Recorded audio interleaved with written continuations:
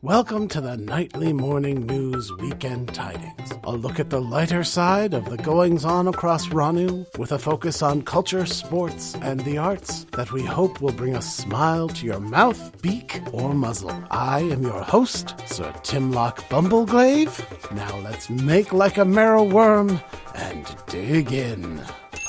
The Royal Armed Legion of Drag will be holding its annual awards show at the Royal Amphitheatre in the capital. The honor of hosting this year's show has been bestowed upon your humble host, I, Sir Timlock Bumbleglave. I have many fond memories of the annual awards show, going back to my squirehood, and look forward to seeing how the talented young humble-born men and women being raised in the royal houses of the land will comport themselves in this grand tournament of wits, warfare, and creativity.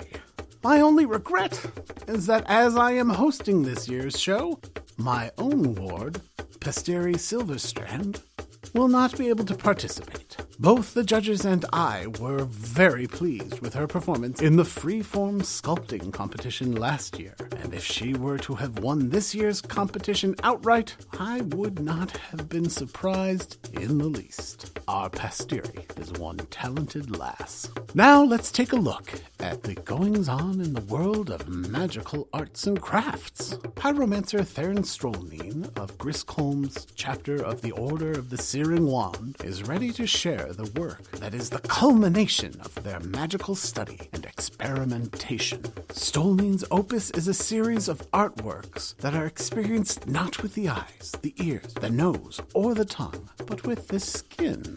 The young caster creates artworks that are experienced by walking through the room or field in which the piece has been cast and experiencing the story told in the shifting temperatures of the space. Theron explains that his spell piece entitled Down My Spine, number 7, is, quote, an exploration of the memory of the anticipation of the fear and disappointment of youth's end, unquote.